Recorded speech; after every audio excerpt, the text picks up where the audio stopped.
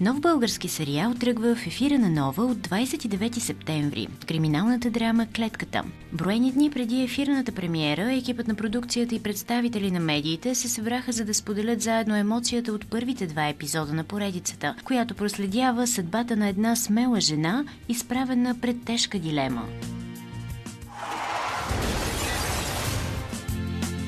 Сериалът «Клетката» разказва история за силата на духа, свободата и втория шанс. Поредицата засяга актуални теми от нашата действителност и залага на динамично действие, интригуваща криминална линия, дълбоки човешки отношения и изненадващи обрати. Продуцент и автор на идеята е Краси Ванков.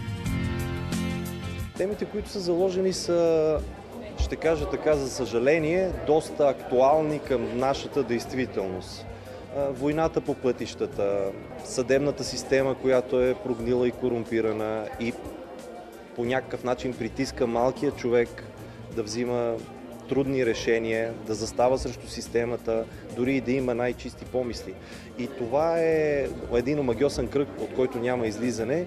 Нашата цел е, общо взето, чрез подобен тип проекти, само да демонстрираме това как изглежда отстрани и се надяваме, че някой може пък да го погледне отстрани и да има и някакъв социален отзвук.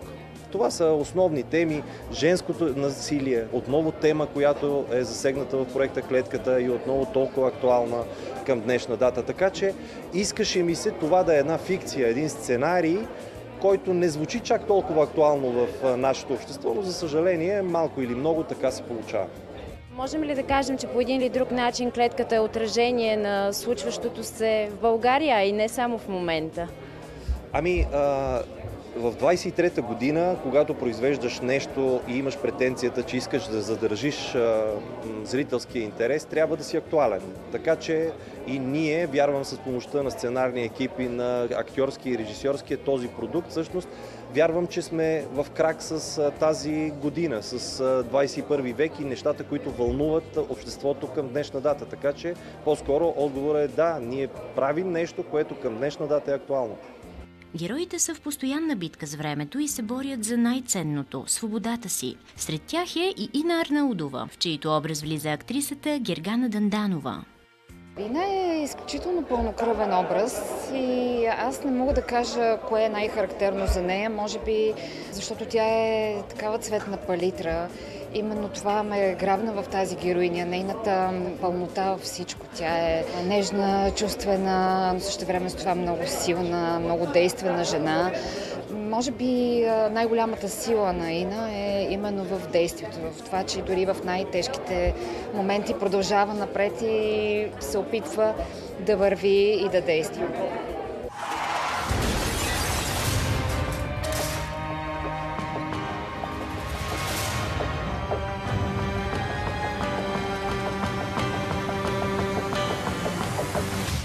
Клетката.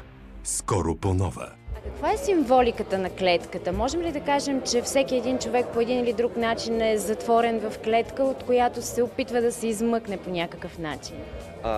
Това е понякога тази клетка, в която живеят хората, които ходят между нас и ходят по улиците, всъщност понякога е много по-страшна дори от реалния затвор, от истинската клетка. Така че метафоричният поглед върху клетката като понятие всъщност също е една основна тема, която ние сме засегнали в съдържанието на този сезон.